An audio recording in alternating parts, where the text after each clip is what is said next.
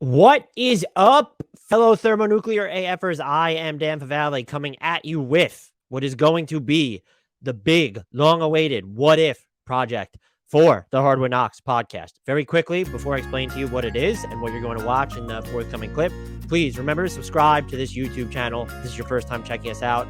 Like and comment on our videos. Help the algorithm love us back. It means a lot. Your subscription is the most important thing. Hit that subscribe button. And again, it will genuinely mean the world. The next and final team that will be in the Northwest Division. And yes, I'm aware that this is very topical when you actually stop and think about it, but it is the Utah Jazz. So I spoke with Dan Clayton from Salt City Hoops about this one.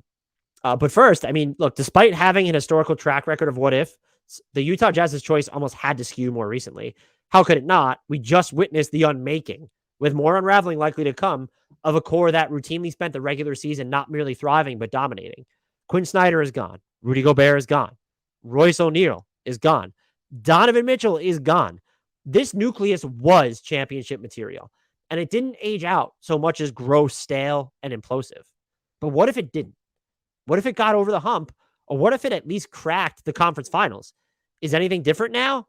Perhaps. But you first need to identify the moment that could have reinvented the Jazz's fate. And Dan Clayton found one. This is what he wrote to me. A more recent what if germane to the Jazz's current situation starts with Edmund Sumner's leg sweep on April 16, 2021. Utah was on a 62-win pace before Sumner got tangled up with Jazz star Donovan Mitchell. The Jazz were a force to be reckoned with. A top 4 offense and defense. If Mitchell doesn't hurt his ankle that night, maybe he captures All-NBA honors and earns a Supermax extension. Maybe Joe Ingles doesn't overtax himself over the final month of the regular season and has more left in the tank for the eventual Clippers series. Maybe Mitchell's standoff with medical professionals before game 1 of the playoffs, a relationship-altering moment for sure, never occurs. Maybe if he plays game 1, the Jazz don't need 5 games to get past Memphis, and Mike Conley Jr. doesn't tweak his own hammy in game 5. Forcing him to miss nearly all of the Clipper series.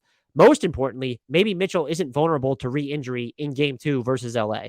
Through Game 2, Mitchell was shooting 55% on drives in the playoffs, and the Jazz had the Clippers on the ropes. After the tweak, he shot 30% going toward the hoop. He just wasn't the same. The Jazz also suddenly didn't have enough guards who could stay in front of the ball defensively. Mitchell couldn't move laterally. Ingles was exhausted. Conley was hurt.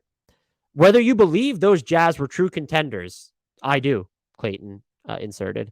The version that literally limped out of the playoffs was a different team than the one dominating before Mitchell's injury. They've never been the same since.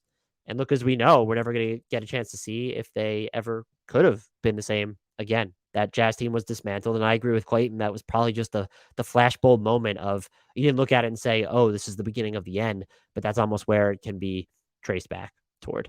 I hope you enjoyed this installment of NBA What Ifs. Please remember to rate, review, and subscribe to this podcast wherever you are getting it.